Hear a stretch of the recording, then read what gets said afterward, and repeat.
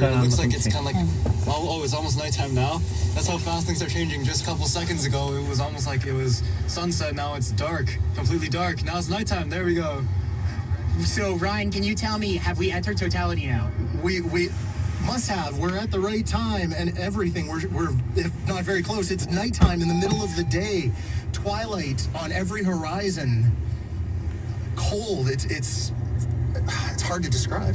It's 3:18 in the afternoon right now, and it's looking like it's about 9 o'clock at the evening right now. Alfie, have you been, we can hear some cheering behind us right now. Alfie, have you seen any eclipses before?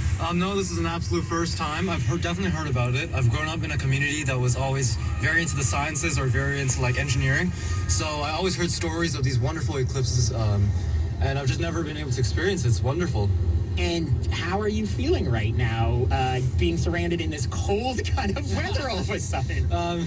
It's very, very exciting. I am a bit cold, yeah, but it's definitely worth it to come down here. Even though the clouds are blanketing most of the view, I feel glad that I did take the chance to come down here, down to Niagara, to take a look. Oh, look! Oh, look! Oh, look! Wow. We're getting a free view of totality.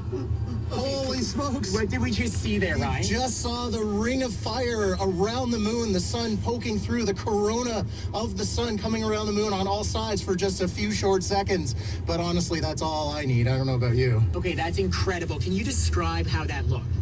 It's like a dark hole. I won't call it a black hole because it's very different in astronomy, but a dark hole where the moon is, and then around it, this ring of fiery, silvery light and shining out in all directions, producing the corona of the sun. That's incredible.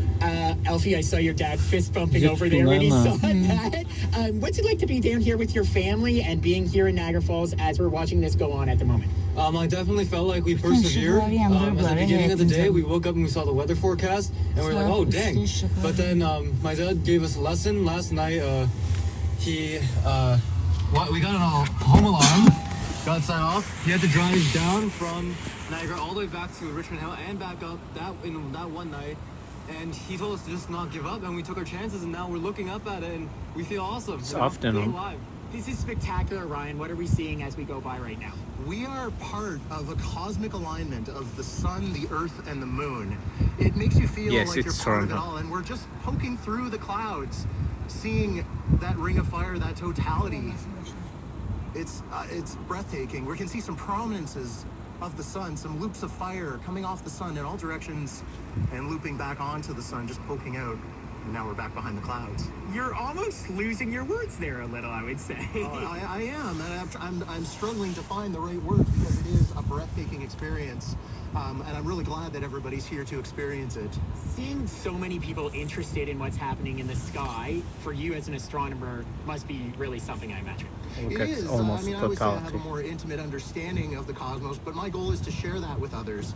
And so being here at the eclipse with the planetarium, with you, with everyone I've talked to, that's the dream. That's the goal of all of this. All right, so we are coming to the other side of totality now. So what's about to happen in the sky? Well, we're going to see things lighten up fairly quickly. We start to see a little bit of brightness over in the south and east as the shadow, south and west as the shadow moves over us, and looks like totality has just ended. It's brightening rapidly.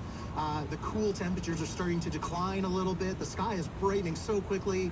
It looks like we're getting the sun back. We're going from nighttime to daytime in just a few short seconds. It's the strangest thing, and it's still fantastic. Alfie, you are filming right now on your camera. What are you seeing right now in the sky? Right now, yeah, so just what he said, we're starting to lighten up. It's gonna basically happen in reverse. So we're gonna have the moon go from the diamond ring defect and all the way back around. So it's kind of like seeing the stages of the moon, but rather in just reverse and on the sun. So we're just gonna see the sun open up again, and things are gonna get brighter, and overall, yeah, it's just gonna happen. Ryan, I hear you. You're commentating over there. You said you're shaking. I'm shaking. This is so beautiful. I'm trying not to look at the sun because I want to protect my vision. But the crescent sun is there. Totality has ended, and now we have only to reflect on the experience and think about when we're going to go and see it again. Oh my goodness. Okay, Alfie, coming out of that, how are you feeling? I know I've talked to people today that say moments like this are life-changing. How are you feeling at the moment? was awesome, and it was slightly terrifying. I kind of felt like the sky would never open back up again, but it was honestly wonderful. Yeah, that's kind of terrifying, eh? Because it's kind of weird to have it go dark in the middle of the day and then back up. All right, and now we're back to almost full light again. Yeah, it's daytime once again. The birds will start chirping once again. I don't know if you noticed how quiet it was during totality. Our eyes are starting to adjust to the light once again. Our night vision had kicked in during totality, and now we're getting used to the brightness of daylight once again, and still awestruck after that wonderful experience. Now, the eclipse continues for another hour or so, is that correct? So what should we be doing in the next hour, especially with our eyes? Yeah, for the remainder of the eclipse, we do not want to look at the sun without proper protection. Just as you did before totality, we're going to look down, put on our solar eclipse glasses, and then look up at the sun and enjoy seeing the crescent sun. And when we're done, we're going to look down, take off our glasses, and then continue on.